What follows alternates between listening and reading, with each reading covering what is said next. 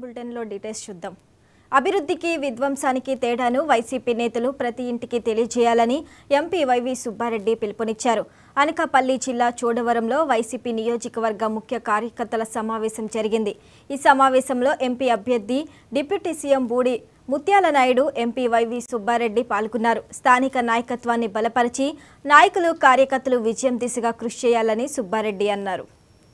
గడపగడపకి మన ప్రభుత్వం కార్యక్రమం ద్వారా ఏ విధంగా గత 5 సంవత్సరాల నుంచి మనం సంక్షేమ పథకాలు అమలు చేస్తున్నామో దానివల్ల లబ్ధిదారులు ఏ విధంగా ఉన్నారో అవన్నీ కూడా మీరు ప్రత్యక్షంగా చూశారు. కాబట్టి కొత్తగా మనం ఈరోజు వాటి గురించి మాట్లాడుకోవాల్సిన పని లేదు. ఎందుకంటే దేశంలో ఏ రాష్ట్రంలో కూడా అమలు చేయని సంక్షేమ పథకాలు అవినీతికి తాము లేకుండా అర్హులైన ప్రతి పేదవాడికి, మరీ ముఖ్యంగా బీసీలకి, బలహీన వర్గాలకి, దళితులకి, మైనార్టీలకి, గిరిజనులకి, మహిళలకి, యువతీ యువకులకి, రైతన్నలకి, రకరకాల వర్గాలకు చెందిన వాళ్ళందరికీ కూడా మేలు జరిగే విధంగా సంక్షేమ పథకాలు అమలు చేస్తున్నాం. మన గౌరవ ముఖ్యమంత్రి జగన్మోహన్ రెడ్డి గారి పాలనలో మన ప్రభుత్వం అధికారంలోకి వచ్చినాక ఎటువంటి పథకాల ద్వారా ఈ సంక్షేమ పథకాలు అమలు చేస్తున్నామో కూడా మీకు అందరికీ వివిధ సందర్భాల్లో మనం మాట్లాడుకోవడం జరిగింది. మీరందరూ ప్రత్యక్షంగా కూడా చూశారు. అదేవిధంగా ఏ విధంగా అభివృద్ధి కార్యక్రమాలు చేసుకుంటూ పోతున్నామో కూడా మీరు చూశారు. దేశంలో ఏ రాష్ట్రంలో కూడా ఇటువంటి అభివృద్ధి కార్యక్రమాలు లేవు. ఎందుకంటే గాంధీజీ కలగన్న గ్రామ స్వరాజ్యం నుంచి అభివృద్ధి కార్యక్రమాలు చేయాలి అని చెప్పి గ్రామాల్లో సచివాలయాల నిర్మాణం చేయడం కానివ్వండి, రైతు భరోసా కేంద్రాలు కానివ్వండి, ఆరోగ్య క్లినిక్స్ కానివ్వండి, ఒక్కొక్క తోకవట, ఒక్కొక్కరికి ఒక్కొక్క బరువట. వాళ్ళ బరువు లేదా వాళ్ళ పరువు మనం ఏ విధంగా తీయాలో తీసే కార్యక్రమానికి మీరు అందరూ కూడా సమయత్వం అవ్వాలని మాత్రం ఈ సందర్భంగా మనందరినీ చేతులు జోడించి కోరుకుంటున్నా.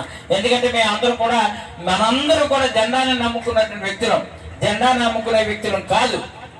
కొంతమంది స్వార్థపరులు ఒకరో ఇద్దరు జెండాని ఎంతవరకు మోసినట్టు మోసి ఎక్కడి నుంచి అయితే ఏ పార్టీ నుంచి వచ్చారో ఆ పార్టీ నుంచి మళ్ళీ ఆ పార్టీకి మన జెండాని ఎంతవరకు కూడా ఏంటంటే నమ్ముకున్నట్టు నమ్ముకొని బయటకు చూపించి అమ్ముకొని మళ్ళీ అటు వెళ్ళిపోయారు.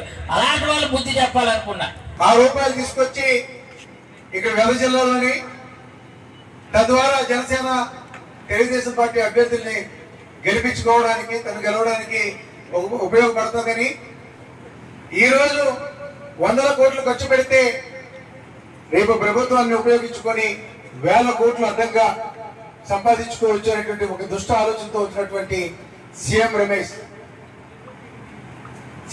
అనేటువంటి ఓసీకి చెందినటువంటి వాడు, ఒక దొర కుటుంబానికి చెందినటువంటి వాడు. కానీ మీ అందరి మధ్యలో ఎప్పటి నుంచో సుమారుగా 36 సంవత్సరాలు సుదీర్ఘ రాజకీయాల్లో వార్డు మెంబర్ దగ్గర నుంచి రాజకీయ ప్రస్థానాన్ని మొదలుపెట్టి అనేక పదవులు చేసుకుంటూ జగన్మోహన్ రెడ్డి గారి తాలూకా ఆశీస్సులతో ఈ రాష్ట్ర పంచాయతీరాజ్ శాఖ మంత్రిగా, ఉప ముఖ్యమంత్రిగా ఒక బీసీ వర్గానికి చెందినటువంటి ఒక చిన్న కుగ్రామంలో ఒక రైతు కుటుంబంలో పుట్టినటువంటి ఒక సామాన్యుడిని మన ముఖ్యమంత్రి గారు ఆ స్థానం కల్పిస్తూ